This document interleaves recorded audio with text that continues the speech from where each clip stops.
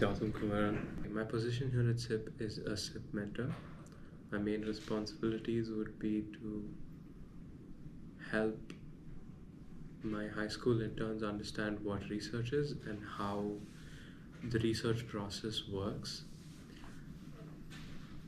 and a research based mindset where they pursue data, evidence, and see different ways of showing that evidence to prove to different people, essentially building that kind of a mindset. Okay. Our specific research at SIP is about analyzing young stars in the M33 galaxy. Mostly, we expect a certain kind of behavior from young stars, which we're not seeing in M33. We're seeing different kinds of behavior, and our job is to verify that that behavior is not just an anomaly, and it's no, our job is to verify that that behavior is not what we expect.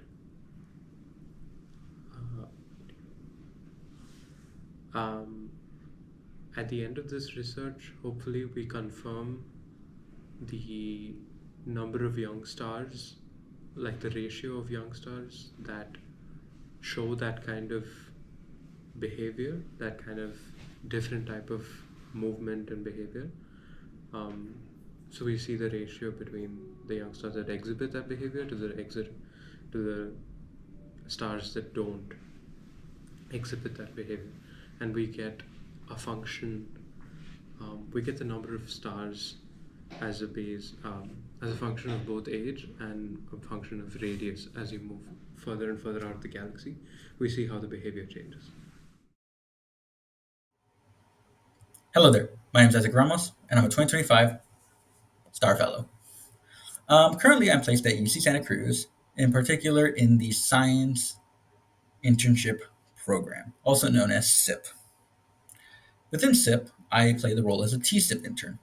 And there's two really types of interns, SIP and T-SIP interns. SIP interns are the high schoolers and middle schoolers who come from all walks of life, from around the globe to really just across the bay.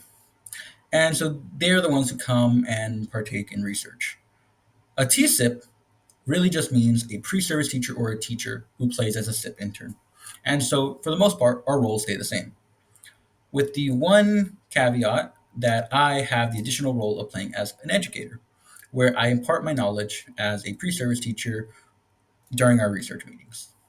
And what that really means is just helping guide conversations, helping the students make sure that they feel like they belong and whatnot. So essentially, what you would imagine as a teacher.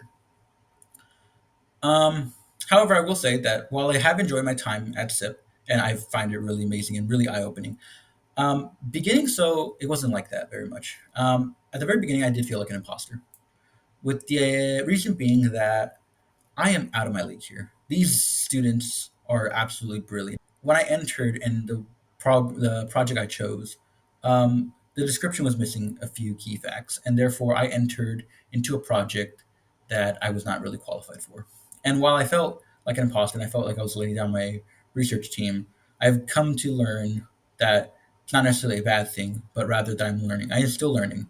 And that's the part that I think a lot of us forget from time to time, is that research is about learning. Sure, there's an end goal that we hope to get, but it's not always guaranteed. But that we should aim to learn, and not just necessarily aim for that. Oh, I need to do this. I need to do that. And so, with that in mind, I think yes, SIP is really just an amazing place, and I honestly love it. Especially the fact that it's a place where students can come learn. It's an environment really for students to improve themselves, go far beyond what they normally can. It's really an opportunity for them to succeed. So my name is Raja Guhathakurta, and so one bit of advice I give to students who are interested in joining SIP in the future, or those who are already part of SIP this year, is to take ownership of the research. That the research is as much the high school interns as it is the mentors or the faculty advisors. So taking ownership and treating it as your own, because it's easier to work hard on something, work smart on something, when you feel a sense of ownership. If you feel you're working for someone else, that doesn't feel right, and that isn't what SIP is about. It's really I correct students when they tell me I'm working on such and such as research project. No, I say it's also your research project. Yes, it's theirs, but it's also yours. At least for the summer, it belongs to both of you.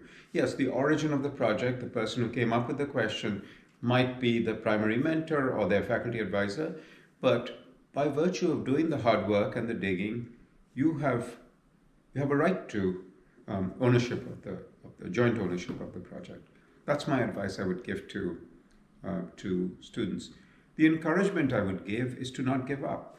Research is about trying, it not working, and trying again. Research, not search. You keep searching and searching and searching. My time here at SIP can be summarized in one word, and that is home. I am in an environment in where students, young students, are being helped and are encouraged to pursue far beyond what they would normally do. And I think as a pre-service teacher and someone who cares much about education, considering my own personal experience, that's the most beautiful thing that I can experience. And so to me, this experience has not only been eye-opening, but it truly makes me feel grateful of the path that I've taken, as well as all those who have helped me to get where I am today. I leave you with a poem I wrote myself. A problem without struggle is no fun at all. To be perfect is to never experience one's fall. But falling, you see, is half the experience. In mathematics, nothing comes at convenience. It takes great minds and countless attempts, so why shall we be exempt? Thank you. The universe is under no obligation to make sense to us.